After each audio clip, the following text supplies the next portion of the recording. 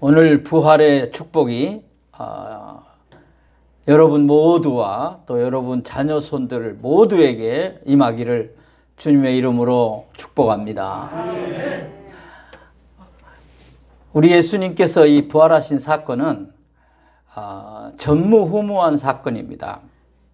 이 세상 누구도 예수님처럼 부활한 사람은 지금까지 없습니다. 또 어떤 종교도 이 부활에 대하여 말하고 있는 종교는 없습니다.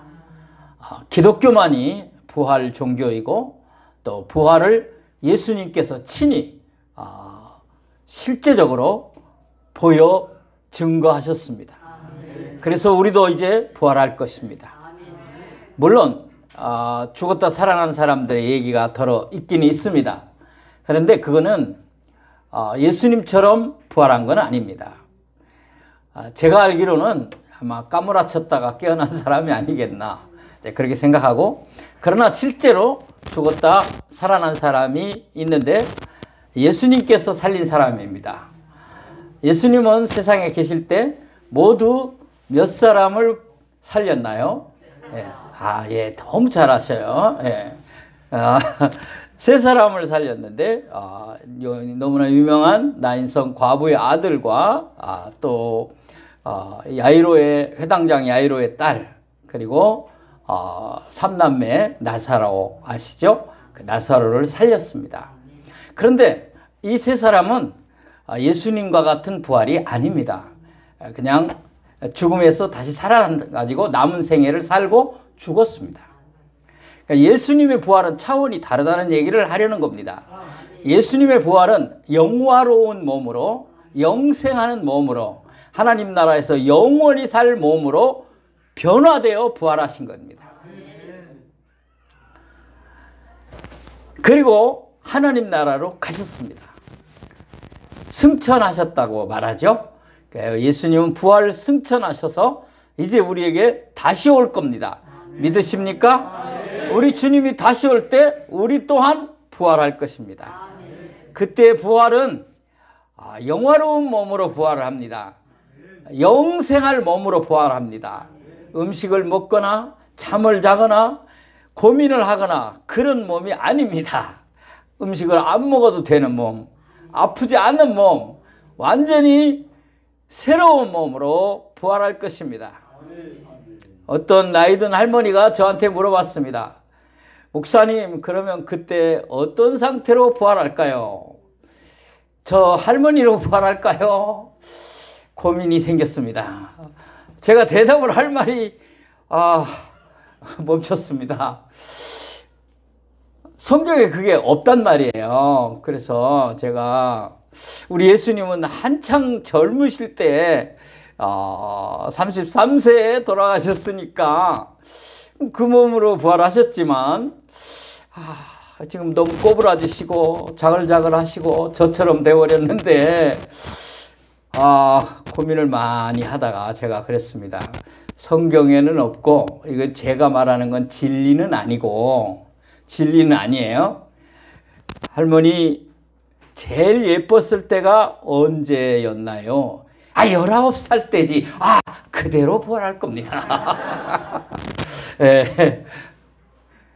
우리의 부활은 새로운 것이기 때문에 아직 그거는 모르지만 저는 가장 아름다웠을 때로 부활할 줄로 믿고 싶습니다. 자, 부활의 소망이 얼마나 크고 나이 들어 보니까 더 느껴지는지 몰라요. 여러분, 이 부활의 축복이 여러분의 것이 되기를 간절히 소원합니다. 자, 그러면 오늘 말씀은 축복의 아침 식사인데요. 부활하신 예수님께서 제자들을 만나십니다. 그런데 유일무이하게 제자들하고 식사했다는 기록이 여기입니다. 예수님은 부활하신 후에 승천하시기까지, 하늘로 올라가시기까지 며칠 동안 세상에 더 계셨나요? 4일이라고 하면 안 됩니다. 40일을 더 계셨는데, 이 40일 동안 계실 때에 예수님이 하신 일 가운데 제자들을 만나 식사를 하는 장면은 여기 한 곳밖에 없습니다. 예수님은 식사를 안 해도 되는 몸으로 부활하셨기 때문에 더 그런 얘기도 없고 또 그런 기록을 없었으니까 하지도 않았으리라고 생각이 듭니다. 자, 예수님은 부활하신 후에 제자들을 만나러 오셨습니다. 그리고 제자들과 함께 식사를 하셨는데, 잠깐 여기서 오늘 말씀 들어가기 전에 예수님이 부활하신 후에 40일 동안 무슨 일을 하셨을까요? 매일 같은 기록은 없지만 제자들을 만난 기록이 있고 마지막 승천하실 때의 장면이 나와 있습니다. 물론 엠마오로 가는 두 제자를 만난 것도 있고요. 마리아를 만난 얘기도 있습니다. 자, 그런데 예수님이 공생의 사역을 할 때와 부활하신 후에 40일 동안 계시면서 한 일이 좀 다르다는 것입니다. 중요합니다. 왜냐하면 오늘 말씀의 포인트가 되기 때문이에요. 예수님은 부활하시기 전, 십자가에 죽으시기 전까지는 주로 이런 얘기를 많이 하셨습니다. 하나님 나라가 어떤 곳이다. 그 하나님 나라를 너희가 들어가려면 믿어야 된다. 나를 믿어야 된다. 그리고 너희는 어떤 사람들이 되어야 하느냐? 믿음의 사람이 되어야 한다. 다시 말하면 복음에 대하여 이야기하십니다. 믿음에 대하여 이야기하십니다. 하나님 나라에 대하여 이야기를 하십니다. 그렇게 간절히 사람들을 향하여 복음을 제시하고 믿으라고 말씀하십니다.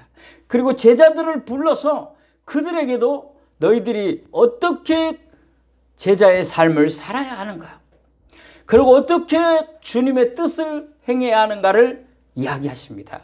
그것이 예수님이 공생의 사역 중에서 하신 말씀들의 요약입니다. 그런데 부활하신 후에는 그런 말을 전혀 하지 않습니다. 하나님 나라 얘기도 하지 않고 믿으라는 얘기도 하지 않습니다. 다시 또 가르치고 또 힘을 내서 이 길을 가야 한다. 십자가를 지고 나를 따라야 한다. 뭐 이런 이야기들을 안 하십니다. 무슨 얘기만 주로 하시냐면 위로하시고 격려하시고 힘주시는 사랑의 말씀만 하십니다. 복음 제시를 안 한다 그 말입니다. 이제는 다 이루었다는 얘기예요. 주님은 십자가상에서 다 이루었다고 말씀하셨고 그 일을 제자들에게 맡겼기 때문에 이제부터는 또 어떻게 해라 그게 아니라 잘해라. 회복시키시고 위로하시고 은혜 주시는 그런 일만 하십니다. 이해가 조금 되십니까? 여러분도 자녀들이 어느 정도 성장하면 잔소리보다는 이제 격려와 위로를 많이 하시기 바랍니다. 예, 효용이 없어요. 다 성장한 후에는 잔소리로밖에 안 들리니까. 우리 주님도 지혜로우셔요. 이제 할 만큼 다 했다. 또 주님이 다 이루어셨다. 십자가에서. 그러니까 위로와 격려와 은혜를 베푸는 거예요. 그게 이제 오늘 내용이에요. 아침 식사. 여러분, 이 대단한 식사가 아닙니다. 예수님이 최후의 만찬도 대단한 게 아니었지만 그거는 저녁에 하셨고요. 지금 본문은 아침에 하는데요. 이 내용도 그 식사의 내용도 아주 조촐하기 짝이 없는 그냥 바닷가에 차려진 그 갈릴리 호숫가에 차려진 물고기와 떡밖에 없는 그런 조촐한 식사 자리였지만 감동과 은혜와 사랑이 충만한 축복의 시간이었습니다. 우리는 축복 그러면 제일 먼저 생각하기를 이거를 많이 생각합니다. 이게 뭔지 아세요? 이거 잘 모르세요? 동그라미. 사람이 살아가는데 필요한 건 사실입니다. 또 의식주 문제가 굉장히 중요합니다. 의식주를 해결되지 못할 때 힘들죠. 그러나 그보다 더 힘든 것, 그보다 더 어려운 것이 있습니다. 그 문제가 해결되지 않으면 아무리 돈이 많아도, 아무리 의식주를 더 풍성하게 고급지게 먹고 입고 쓰고 산다고 해도 전혀 행복하지 못합니다. 그래서 오늘 제가 제시하는 세 가지가 진짜 축복입니다. 예수 믿을 때, 부활하신 주님을 만날 때 이 축복을 누리게 될 줄로 믿습니다. 잘 기억하시기 바랍니다. 첫 번째는 용서라는 축복의 자리입니다. 부활하신 예수님이 제자들을 찾아오셔서 아침 식사를 하고 만나주시는 이 장면은 무슨 축복이라고요? 용서의 축복이다. 자, 오늘 본문 3절을 한번 보도록 하겠습니다. 시몬 베드로가 나는 물고기 잡으러 가노라 하니 그들이 우리도 함께 가겠다 하고 나가서 배에 올랐으나 그날 밤에 아무것도 잡지 못하였더니. 자, 여러분, 예수님이 부활하신 후에 제자들에게 이렇게 말을 했어요. 뭐라고 말했냐면, 제자들 만나거든요. 문 다 잠궈 놓고 있을 때 예수님 들어오셔서 만나잖아요. 문이 다 잠겨 있는데 슉 그 소리는 안 났어요. 몰라요, 소리 어떻게 났는지. 아무튼 부활하신 주님은 벽을 통과하시는 거예요. 아무것도 상관이 없어요. 문제가 안 돼요. 들어오셨어요. 그때 만났잖아요. 그때 예수님이 이렇게 말을 했어요. 너희가 갈릴리로 가라. 갈릴리에 가서 나를 기다려라. 그렇게 말을 했어요. 여러분, 여러 가지 이야기, 해석이 있습니다만은 저는 이렇게 생각을 해요. 예수님이 갈릴리에서 사역을 많이 했고 갈릴리에서 제자들을 불렀잖아요. 그러니까 뭔가 새로운 역사를 다시 써야 되겠구나 해서 아마 주님이 갈릴리에서 만나자고 하지 않았나. 예. 장소가 의미가 있어요, 여러분. 예. 어떤 사람은 정말 사랑했던 사람하고 헤어져 가지고 처음 만난 그 자리만 맨날 간대. 장소라는 게 사람에게는 의미가 있는 거예요. 그래서 요즘 그렇게 말했어요. 그래서 제자들이 갈릴리로 갔어요. 어디 있다가? 예루살렘에 있다가. 예루살렘 수도죠. 거기서 예수님이 십자가에 돌아가셨잖아요. 부활하셨잖아요. 그러니까 가라는 거예요. 갈릴리로. 저 북쪽에 갈릴리 호숫가에로 가라. 그래서 베드로와 제자들이 갈릴리로 왔어요. 근데 거기서 기다리는데 예수님이 오지 않는 거예요. 그때 베드로가 오늘 3절에 있는 본문이에요.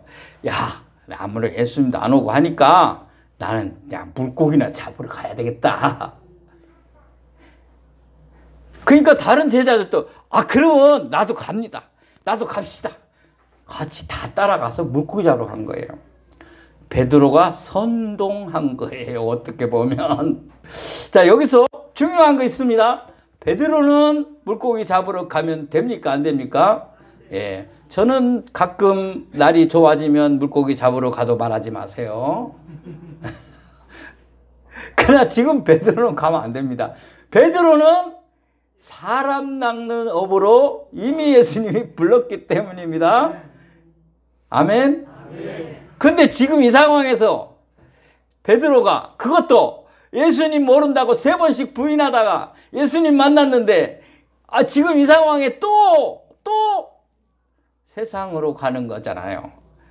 영적인 의미를 부여하면 옛날로 돌아가 버리는 거예요. 옛날 갈릴리바에서 고기 잡던 자기 직업을 다시 찾겠다는 거죠. 그것이 나쁘다는 게 아니에요. 물고기 잡는 게 나쁜 게 아니라 지금 이 사람의 생각과 상태가 달랐다 이거. 틀렸다? 잘못됐다. 잘못된 거죠. 예수님이 갈릴리로 오셨는데요. 베드로가 같이 있던 그런 어떤 동네에 가지 않고 바로 바닷가로 가셔요. 누구 만나라고? 고기 잡으러 간 제자들 만나려고. 예수님은 다 아시죠. 전능하신 하나님이신 줄 믿으십니까? 지금 야들이 어디 갔냐? 물고기 잡으러 갔고 다 알고 그 바닷가로 가신 거죠. 간 거예요. 자, 여러분, 이 말이 무슨 의미가 있습니까? 나 같으면 안 갔을 것 같아요. 그러니까 저는 예수님이 못 되죠. 왜 안 가요? 아니, 나를 3번씩 부인하고 내가 나타나서 만나자고까지 했는데 그걸 못 기다리고 또 거기 가? 에이, 나 돌아서 간다. 저 같으면 그렇게 하는데 주님은 만나러 가요. 여러분, 나를 힘들게 하고 나를 좀 외롭게 하고 또 상처 준 사람 만나기 좋아요? 그건 만나기 쉽지 않아요. 만날까 봐 겁나요. 만나고 싶다. 좋은 사람이겠죠. 근데 스승이, 저 위에 사람이 만나겠다는 거는 용서했다는 거예요. 난 그의 잘못과 그의 부족을 용서했다. 그래 내가 만나러 가겠다. 그거죠. 그렇지 않으면 만나러 갈 일이 없죠. 아, 내가 왜 그렇게 좋은 관계도 아닌데. 거기다가 예수님이 그들이 밤새 고기 잡는다고 했었지만 하나님 다 뜻이 있어요. 너희들 세상으로 다시 네가 가봐야 소용없어. 한 마리도 못 잡았잖아요. 그때 예수님이 물고기를 잡게 해준 줄로 압니다. 몇 마리? 153마리. 모나미 볼펜 사장이 모나미 볼펜 뒤에다 153 써가지고 뭐 이렇게 잘 됐다고 그러더라고요. 근데 아무튼 그분이 믿는 사람이라는 건 많고 거기다가 물고기 그 잡은 거 써놓은 거예요. 모나미 153. 근데 자, 원래 하려고 했던 얘기가 아닌데 다시 돌아옵니다. 자, 물고기를 누가 잡게 해줬습니까? 예수님이. 이 말은 뭐예요? 나는 너희를 다 용서했다는 거예요. 물고기를 잡으러 세상으로 돌아갔지만 그래도 나는 그걸 인정한다. 나 그것까지 탓하지 않는다. 다 용서한다. 할렐루야. 용서. 여러분, 용서받고 용서할 수 있기를 원합니다. 주님은 이미 십자가상에서 우리의 억만 죄를 다 용서하신 줄을 믿으시기 바랍니다. 약해지고 또 환경이 넘어지고 실수했던 베드로와 그 제자들이었지만 주님은 이미 십자가상에서 용서했기 때문에 찾아오고 만나고 물고기를 잡게 해주신 줄을 믿으시기 바랍니다. 오늘 사랑하는 성도 여러분에게 우리 주님의 십자가의 용서와 이 사랑이 충만하기를 소원합니다. 여러분 자녀들, 여러분 모든 일가 친척까지 다 예수의 십자가의 용서를 깨닫고 주님 앞에 돌아오는 큰 축복의 부활의 아침이 있기를 소원합니다.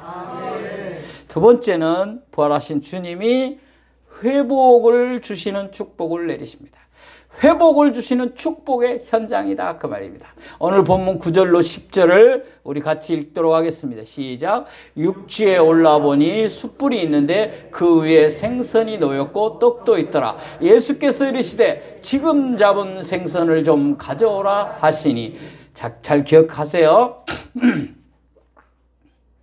제자들이 다 올라와 보니까 바닷가에, 그러니까 호숫가에 나와 보니까 뭐가 있었어요? 숯불이 있었어요. 그리고 거기에 이미 구워놓은 생선과 떡도 있었어요. 빵도 있다 그 말이에요. 아침 조반 식사. 이거는 주님이 기적으로 만들어 놓으신 줄로 저는 믿습니다. 숯불이 있었다. 저는 여기에 굉장히 감성적인 느낌이 왔어요. 좀 씻다 보니까 그 감성이 오더라고요. 그래서 밤새 고기 못 잡은 허탈한 심령, 그리고 여러분 호수에 낚시를 가보거나 그 밤을 새본 적이 있거나 아니면 아침 새벽에 가보신 적 있어요? 한여름에도 쓸쓸하고 추워요. 추워. 그런데 그물을 올렸다 내렸다 온몸이 젖고 힘들었어요. 그 다음에 을씨년스럽고 아니 오싹하는 그런 날씨, 정말 그럴 때 벌겋게 이글거리는 숯불이 딱 보였을 때 얼마나 마음이 따뜻했겠어요. 아, 나만 느꼈나? 그거 달라요. 감성이 달라지는 거예요. 그리고 거기에 먹을 덕과 물고기까지 주님이 예배해 놓으셨어요. 이게 뭐예요? 나는 너희들을 탓하지 않는다. 난 너희들을 용서했을 뿐만 아니라 너희들을 회복시키고 싶다. 너희들의 마음이 힘들고 차디찬 바닷가에서 낙심하고 절망해 있는 그 마음을 회복시키고 싶다. 그 다음에 뭐라고까지 말합니까?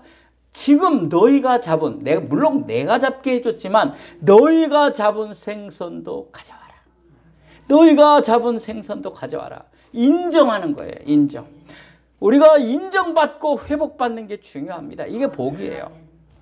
사람들이, 특별히 여러분의 자녀들이 부모에게 인정받고 싶어 해요. 사실 많이 실수도 하고 그러지만 부모님이 칭찬하고 인정해 주는 걸 많이 기대를 해요. 그래서 노력을 하는 거예요. 제가 우리 아들하고 대화하다가 우리 아들이 눈물을 뚝뚝 떨어뜨리면서 저 아버지한테 인정받고 싶었어요. 그랬어요. 저 다른 사람 인정 잘하면서 아들한테는 인정을 잘 안 했거든요. 아들이라 더 강하게 막 내채우고 그런 게 아버지들의 마음인 것 같아요. 그래서 제가 고쳐먹었어요. 저는 이제 우리 아들한테 통화만 하고 얘기만 하면 I'm proud of you. 너는 나의 자랑스러운 아들이다. 회복이에요. 인정해 주는 거. 너희가 잡은 생선도 가자. 오늘 우리가 이 땅에 살다가 신앙적으로도 힘들 때가 있고 또 사람 관계에서도 상처를 받기도 하고 또 사업이나 직장이나 이런 생활에서도 힘들 때가 있어요. 그 회복이 얼마나 중요한지 몰라요. 오늘 부활하신 주님이 여러분의 심령을, 여러분의 마음을, 여러분의 영혼을 회복시켜 주시기를 축원합니다. 그리고 여러분 삶에도, 여러분 생활에도, 여러분 경제에도 주님의 회복이 있기를 소원합니다. 아멘. 여러분 가정과 여러분 자녀와 부부관계 또 여러분 모든 삶에서 만나는 관계 속에서까지도 특별히 여러분 자녀들이 회복되는 축복이 있기를 소원합니다. 아멘. 마지막 세 번째로 부활하신 주님이 이 아침 식사에 주신 축복은 사명을 다시 한번 새롭게 해주시는 축복의 장소인 줄로 믿습니다. 아멘. 오늘 요한복음 21장 15절을 보겠습니다.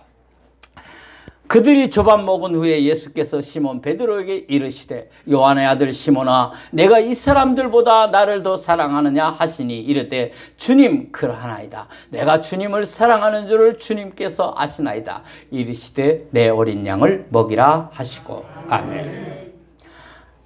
이제 용서와 회복이 되었으니 사명을 새롭게 하는 겁니다. 이미 베드로에게는 사명이 있었죠. 그런데 다 무너졌잖아요. 그래서 다시 사명을 준 거예요. 네가 나를 사랑하느냐? 예, 사랑합니다. 내 양을 먹이라. 주님의 양을 먹이라. 사랑하는 성도 여러분, 제자들이 완벽하게 변한 게 언제인 줄 아십니까? 자주 넘어지고 그랬는데 완전히 달라진 게 언제냐? 부활하신 예수님을 만난 후부터예요. 부활하신 예수님을 만난 후부터 완전히 달라지는 거죠. 사명의 놀라운 역사를 이루기 시작하는 거죠. 베드로는 특별히 더 3번씩 물으시며 새로운 사명을 다시, 새롭게 하시는 사명을 다시 가슴에 새기고 나아갔기 때문에, 물론 인간적인 것들은 일어날 수 있었겠지만 배신을 하거나 세상으로 향하거나 그런 일은 없이 십자가에 거꾸로 매달려 죽기까지 사명에 충성한 줄로 믿습니다. 아멘. 사도 바울은 말합니다. 주 예수께 받은 사명, 곧 하나님의 은혜의 복음 증거하는 일을 마치려 함에 있어서는 나의 생명도 조금도 귀한 것으로 여기지 아니하노라. 사랑하는 성도 여러분, 여러분에게 사명이 있습니까? 사명이 있어야 살 수 있습니다. 아멘. 사명이 있어야 용기가 납니다. 아멘. 여러분 무슨 일을 합니까? 그 일이 사명으로 알고 하십시오. 아멘. 돈 벌려고 하지 말고 마지못해 하지 마시고 난 이거 사명이다. 세상에 말해도 천직이라고 생각하고 하라 그러는데 우리는 천직이 아니라 더 큰 의미, 천직이 뭐 하늘이 준 직장이다, 이렇게 직업이다 이렇게 생각하는 말이거든요. 그 더 큰 의미로 하나님이 준 사명이다. 왜? 물질을 벌어서, 물론 사역자는 뭐 직접 그거 하는 거지만 내가 다른 일을 한다면 그 일을 통해서 하나님의 일을 하는 것이 사명이니까 사명으로 일을 하셔야 힘도 있고 승리할 줄을 믿으시기 바랍니다. 제가 바울은 그렇게까지 죽음도 두려워하지 않는 사명 때문에 승리하였는데, 명언을 제가 쓴 겁니다. 이렇게 정리했습니다. 보여주세요. 사명 앞에는 다 같이요. 시작. 사명 앞에는 나이도 건강도 물질도 그 무엇도 막아서지 못합니다. 두 번째 시작. 사명은 이 세상 그 어떤 한계도 넘어서는 열정과 기쁨이 있습니다. 아멘. 이거 쓰시는 분들은 꼭 밑에다 김학성 이렇게 합니다. 그 어떤 것도, 나이도 건강도 물질도 그 무엇도 사명 앞에 우리를 막아서지 못할 겁니다. 사명은 그 이 세상의 어떠한 한계도 넘어서는 열정과 기쁨이 있습니다. 기도합시다. 하나님 아버지 감사합니다. 부활의 주님, 우리를 용서하시고 회복하여 주시고 사명을 새롭게 하여 주시니 감사합니다. 승리하게 하옵소서. 위로받고 인정받고 다시금 주의 뜻을 감당하게 하옵소서. 예수님의 이름으로 기도하옵나이다. 아멘. 아멘.